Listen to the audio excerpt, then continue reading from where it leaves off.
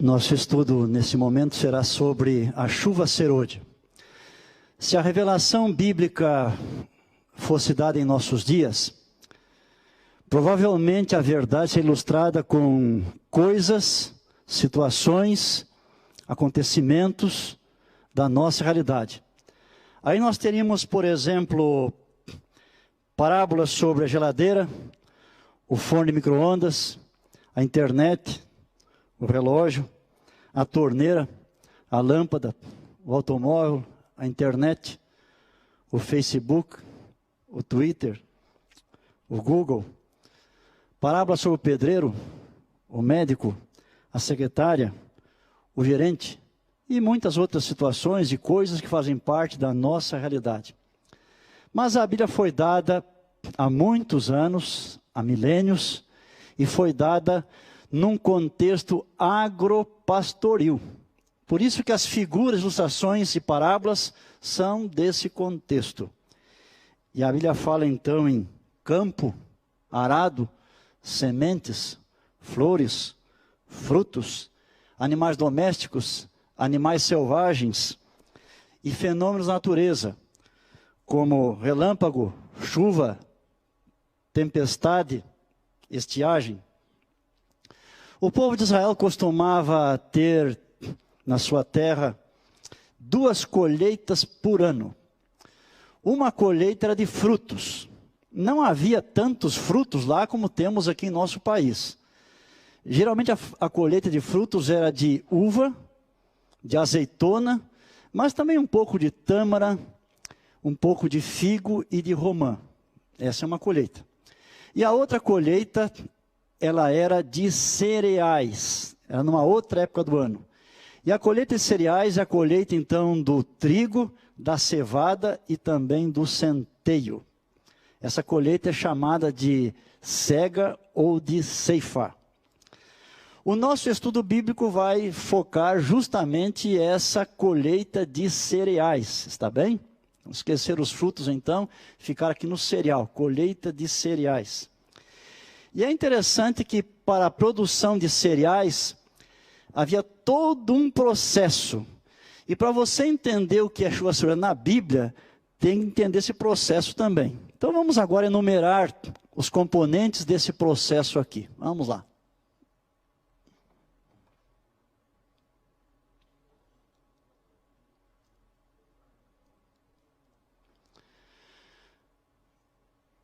Primeiro, nós temos o preparo do terreno. Essa é a primeira coisa que se fazia.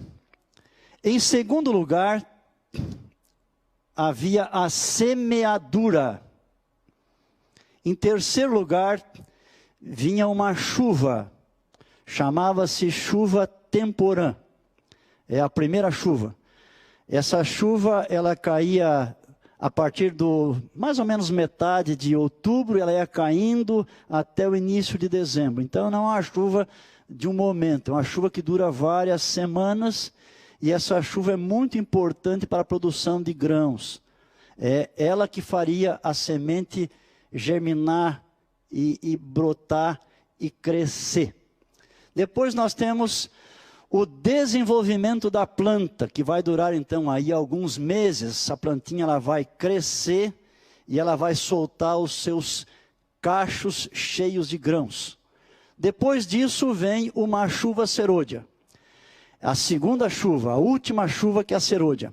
Ela vai cair quando a planta já está no máximo de altura e já está com os grãos soltos. Cai essa chuva. Chuva serôdia. Ela tem uma única finalidade, é fazer agora o grão amadurecer. Essa chuva também não vai ser momentânea, de um dia ou 2 apenas, ela vai durar algumas semanas. E ela vai cair no mês de março e abril também, ok? Feito isso, aí logo o grão fica maduro, e aí vem as pessoas e fazem a colheita, chamada de ceifa ou de cega, e faziam com foices. E o cereal era colhido e era levado então para o celeiro, onde ficaria armazenado à disposição então das pessoas. Portanto, esse é o processo para a produção de cereal, ok? É interessante que o plano que Deus fez para nos salvar, ele tem um eixo. E esse eixo é a pessoa e a obra de Jesus. Quem Jesus é? Filho de Deus, mas também um conosco, nosso ser humano. E o que ele tem feito por nós, o que ele fez lá no passado, seus ensinos, sua vida sem pecado, sua morte na cruz, sua ressurreição, a intercessão no céu hoje por nós, a sua segunda vinda. Esse é o eixo do plano da salvação. Mas esse plano também destaca, com certa ênfase, a obra do Espírito Santo em favor dos filhos de Deus. Como o Espírito ele vem conosco, trabalha em nosso coração e nos conduz até o fim, até a volta de Jesus. E a Bíblia resolveu ilustrar o trabalho de Deus por nós, através também da ilustração dessa figura das duas chuvas, a temporã e a serôdia. E eu convido você agora a me acompanhar na Bíblia. Você pode abrir o seu exemplar da Bíblia aí na sua casa. Vamos ler o que está em Joel capítulo 2. Então, Joel, lá no Antigo Testamento, no finalzinho quase, naquele bloco de profetas menores, livro de Joel, capítulo 2. Nós vamos ler o verso 23, primeiramente, que diz assim: Alegrai-vos, pois, filhos de Sião, regozijai-vos no Senhor vosso Deus, porque Ele vos dará justa medida a chuva, fará descer como outrora a chuva temporã e a serôdia. Agora vamos para o verso 27, os seguintes: Sabereis que estou no meio de Israel, e que eu sou o Senhor vosso Deus, e não há outro, e o meu povo jamais será envergonhado. E acontecerá depois que derramarei o meu espírito sobre toda a carne. Vossos filhos e vossas filhas profetizarão, vossos velhos sonharão, e vossos jovens terão visões. Até sobre os servos e sobre as servas derramarei o meu espírito naqueles dias. Mostrarei prodígios no céu e na terra, sangue, fogo e colunas de fumaça. O sol se converterá em trevas e a lua em sangue, antes que venha o grande e terrível dia do Senhor. E acontecerá que todo aquele que invocar o nome do Senhor será salvo. Porque no monte Sião e em Jerusalém estarão os que forem salvos, como o Senhor prometeu. E entre os sobreviventes, aqueles que o Senhor chamar. É interessante que esta profecia, essa longa profecia do Joel, ela teve já um cumprimento.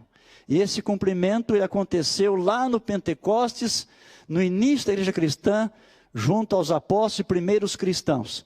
E esse cumprimento ele está em Atos, no capítulo 2. Estamos num estudo da Bíblia, vamos, portanto, ler esse texto também. Atos, capítulo 2, a partir do verso 15, nós temos o cumprimento parcial dessa profecia de Joel. E o autor de Atos, ele escreveu assim: Pedro está respondendo a uma pergunta, logo após eles receberem o Espírito Santo e evangelizarem os que estavam no lugar, através do dom de idiomas ou de línguas. Alguns achavam que eles estavam bêbados porque não entendiam. Os que vieram de fora conheciam a língua, sabiam, entendiam, mas os que eram dali não. Alguns pensavam no coração e falavam que podia ser uma embriaguez. E Pedro começa por aí explicando, ele diz assim: Estes homens não estão embriagados, como vindes pensando, sendo esta a terceira hora do dia. No caso, o nosso horário, 9 da manhã. Ninguém fica embriagado às 9 da manhã, ele está dizendo. Mas o que ocorre é o que foi dito por intermédio do profeta Joel. E acontecerá nos últimos dias, diz o Senhor, que derramarei o meu espírito sobre toda a carne. Vossos filhos e vossas filhas profetizarão. Vossos jovens terão visões. E ele continua e repete toda essa profecia que nós lemos lá em Joel, dizendo então que naquele momento havia se cumprido esta profecia. Ok? Bom, é interessante que a senhora White, ela escreveu bastante a respeito também deste assunto. E vemos uma citação dela que é a seguinte, observe. Num texto que está no livro Grande Conflito, ela escreveu assim: a grande obra do Evangelho não deverá encerrar-se com menor manifestação do poder de Deus do que a que assinalou o seu início. As profecias que se cumpriram no derramamento da chuva temporã no início do Evangelho devem novamente cumprir-se na chuva serôdia. No final,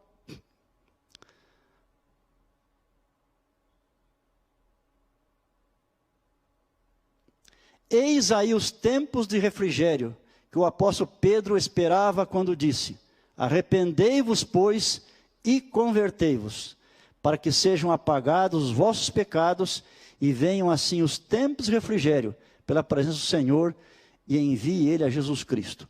Portanto, nós temos a indicação aqui da profecia que esse texto de Joel se cumpriu lá numa vez, na época apostólica, e vai se cumprir novamente, então, nos últimos dias da história humana.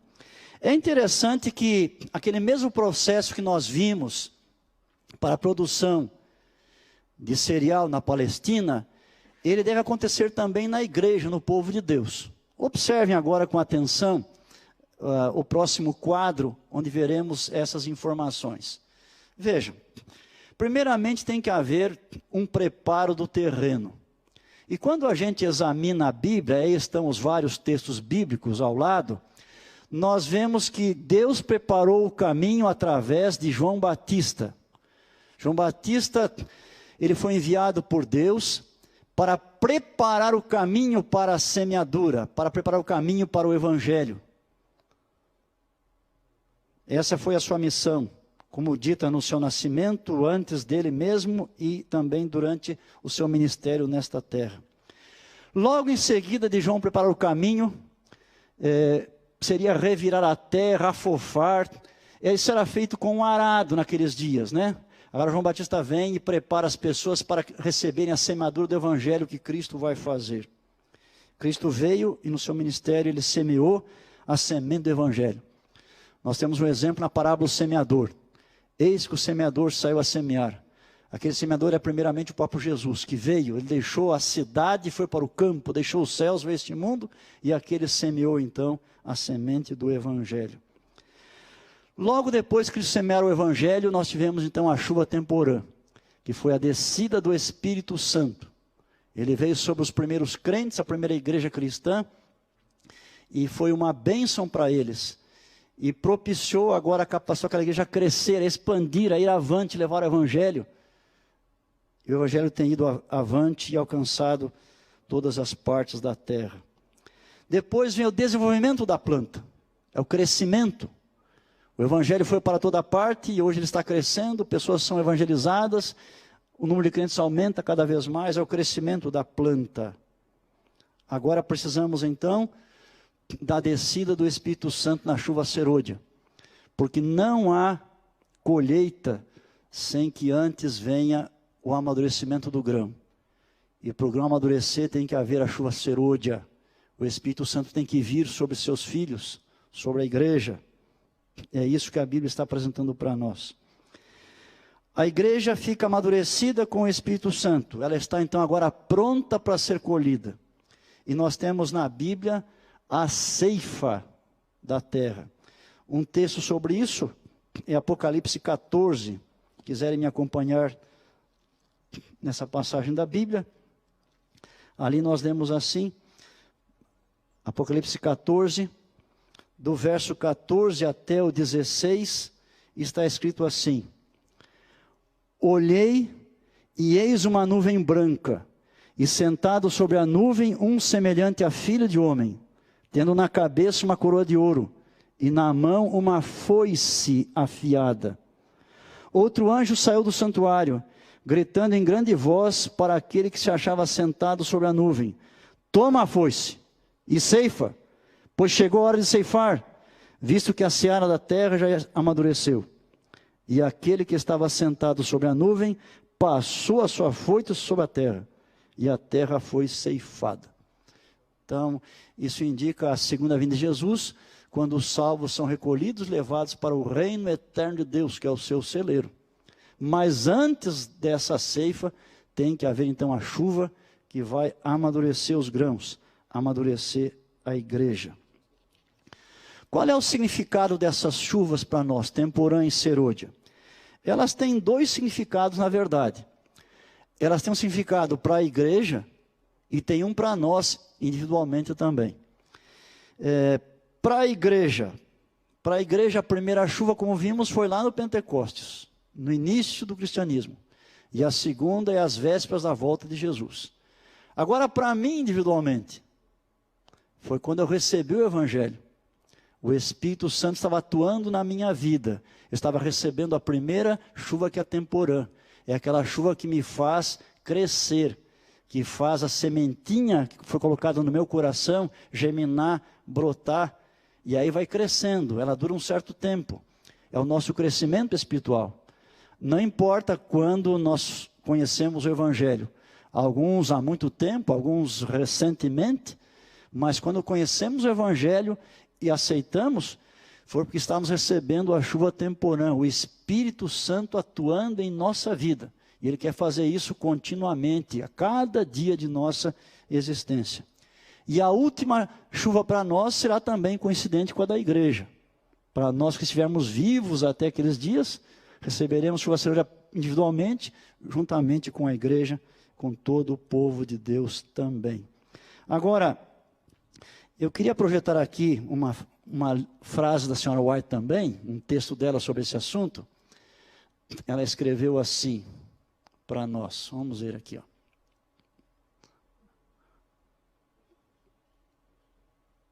Mais uma aqui, só uma, por favor. Aí. Não.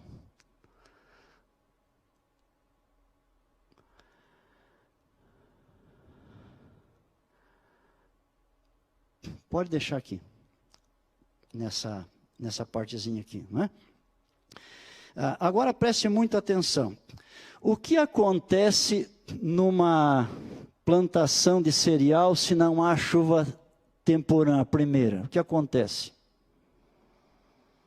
A semente não germina, não brota. E muito menos crescer. Não acontece nada. Agora, o que acontece com uma planta se a semente germinou, brotou, cresceu, deu frutos? Se não vier a segunda chuva, a serôdia, o que acontece com essa planta? Não acontece nada, não há colheita também. Portanto, as duas chuvas são absolutamente necessárias. Assim também em relação ao plano que Deus fez para nos salvar. Quais são os resultados dessas chuvas para nós, não é? Então vamos ver aqui um pouquinho.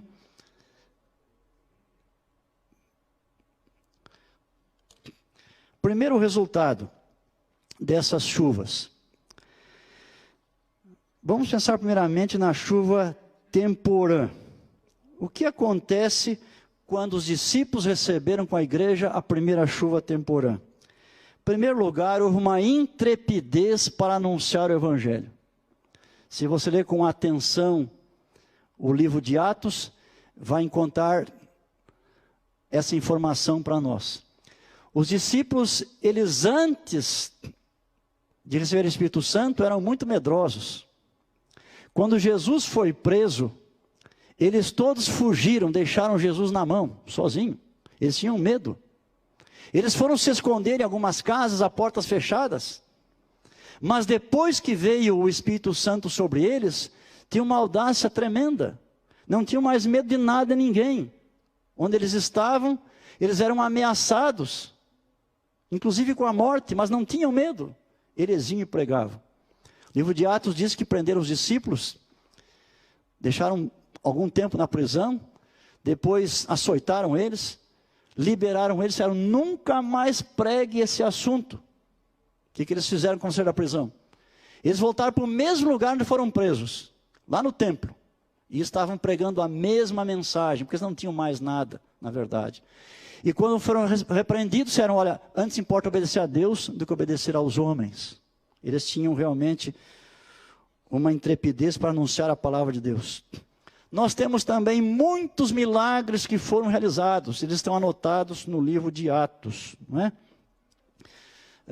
Bem no início nós temos Pedro e João subindo ao templo numa hora de oração, e ali havia um paralítico junto ao templo, à porta do templo.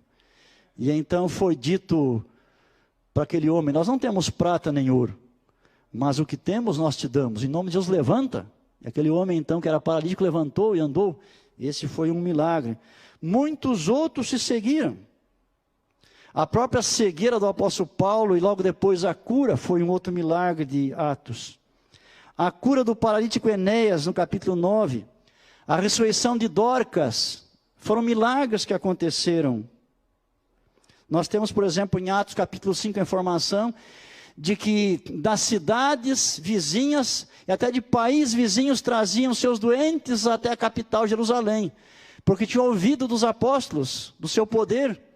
E havia tantos enfermos naqueles dias, que o apóstolo Pedro não podia estar com cada um individualmente, recebendo, conversando, sabendo a situação. Então colocavam eles todos assim, um ao lado do outro, na calçada, diríamos, e Pedro ia passando, e quando a sombra de Pedro batia naqueles homens doentes, eles todos iam sendo curados. Isso está em Atos, no capítulo 5, no verso 15 a 16. Então, muitos milagres vieram como resultado da chuva temporã. Um terceiro resultado da chuva temporã foi muitas conversões. Em Atos 2, no Pentecostes, já no primeiro dia, nós tivemos 3.000 pessoas sendo batizadas. Depois, diz que o número subiu para 5.000 pessoas. Depois crescia cada vez mais. E nós temos muita gente crendo em todo o relato de Atos. Nós temos o eunuco etíope que creu e foi batizado. Nós temos o Saulo que aceitou e também foi batizado e teve o nome trocado para Paulo e tornou-se apóstolo. Nós temos que por causa da cura de Enéas, no capítulo 9, verso 35, os habitantes de dois povoados, Lida e Sarona, eles creram quando viram aqueles milagres. Nós temos que por causa da ressurreição de Dorcas, muitos creram. Atos 9, 40, 42. Nós temos ainda em Atos 10, a conversão de Cornélio, sua família e seus amigos. Todos foram batizados porque eles creram.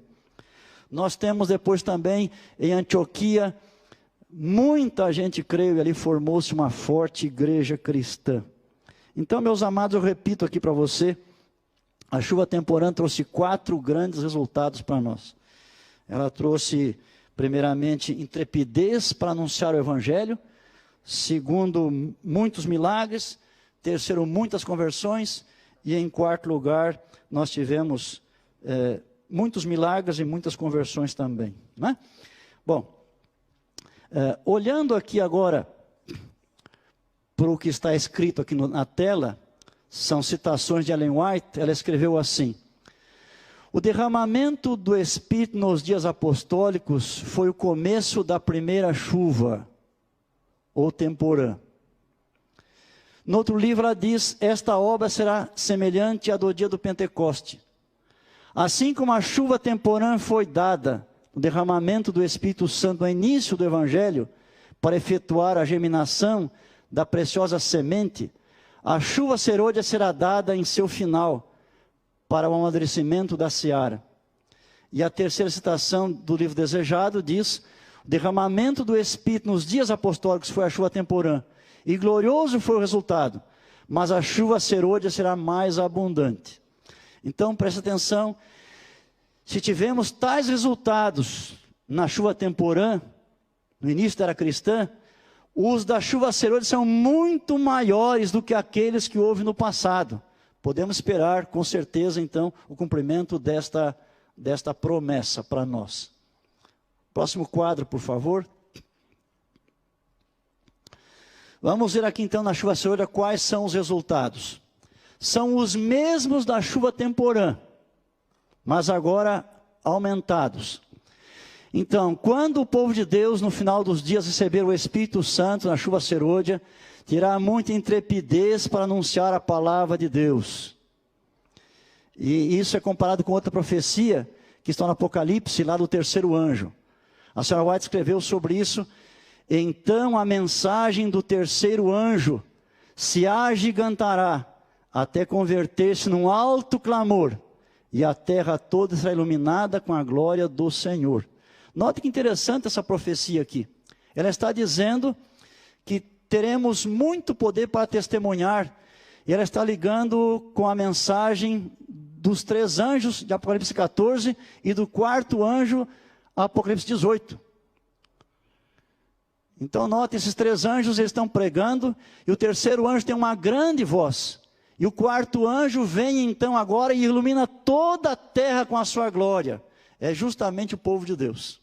Você deve saber que em Apocalipse 14, os 3 anjos que aparecem ali, representam o povo do advento, indo a toda tribo, nação, língua e povo, apresentando a mensagem de Deus para os últimos dias. Agora, no Apocalipse 18 tem outro anjo, que a gente chama de o 4º anjo. Esse 4º anjo é o mesmo povo, só que agora cheio do Espírito Santo, cheio da chuva serôdia, dando a última mensagem de Deus a este mundo. Então esse é o primeiro resultado. Vamos para o segundo, por bondade. Muitos milagres também. Você pode esperar nos nossos dias, quando vier a chuva serôdia, muitos milagres. Observe a citação da senhora White. A primeira do grande conflito diz assim: servos de Deus, com o rosto iluminado e a resplandecer de santa consagração, apressar-se-ão de um lado para outro, para proclamar a mensagem do céu.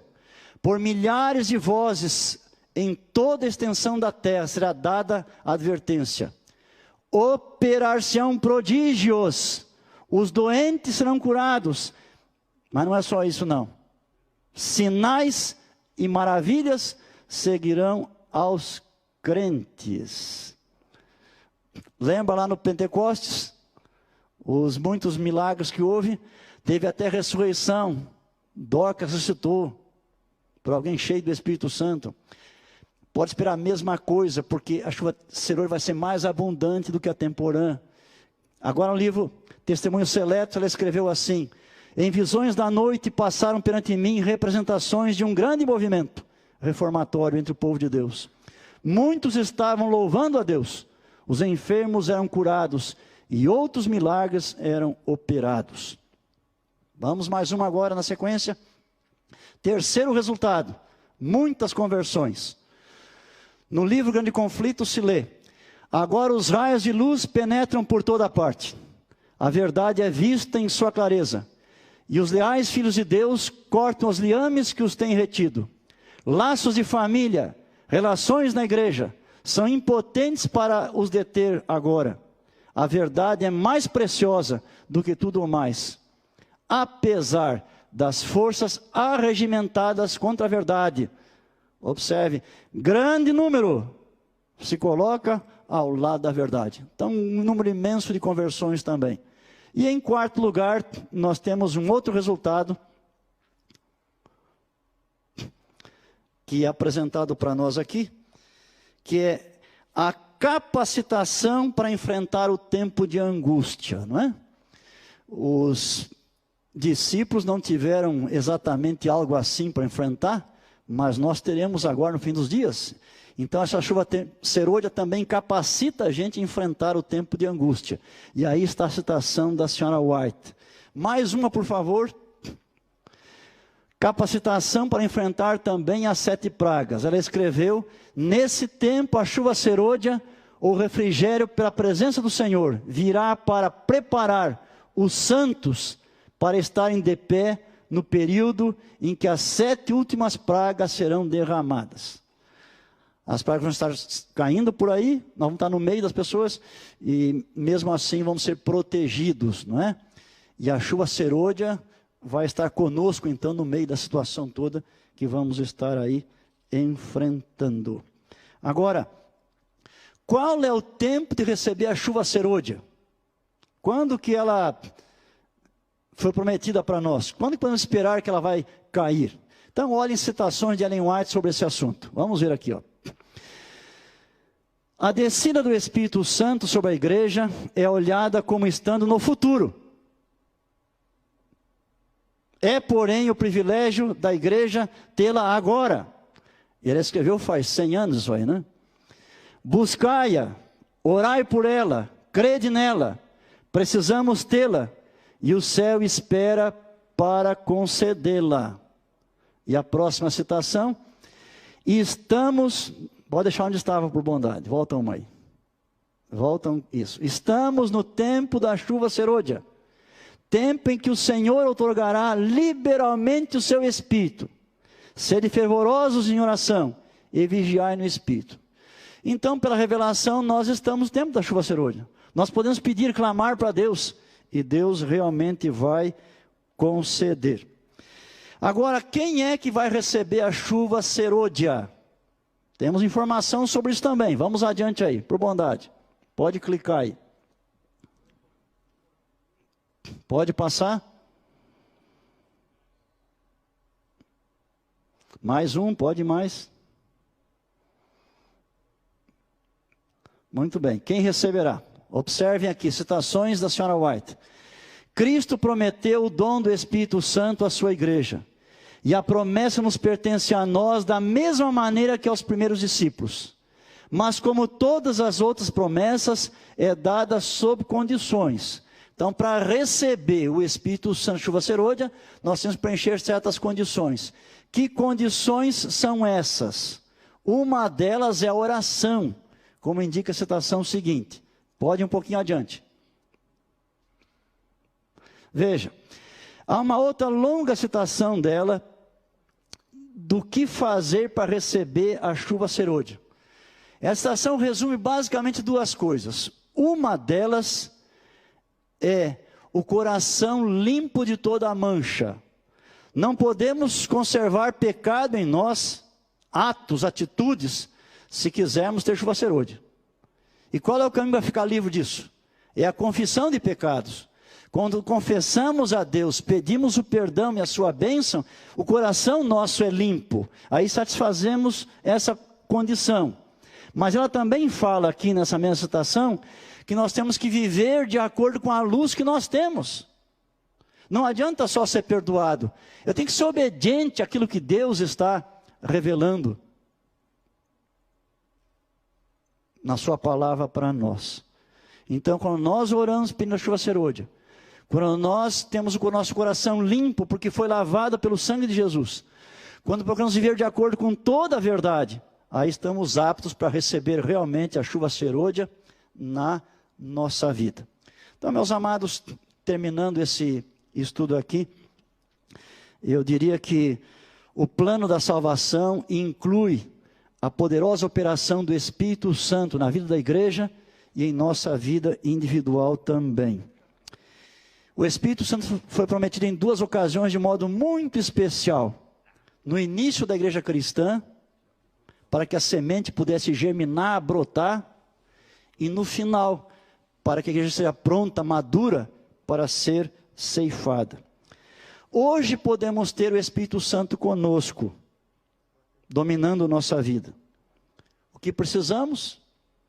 Precisamos pedir, orar com fé, para que Deus nos dê do seu Espírito mais e mais, efetuar uma entrega completa da nossa vida ao nosso Deus, caminhar com Deus abandonando o pecado, em todas as suas formas, e também confiar na sua promessa.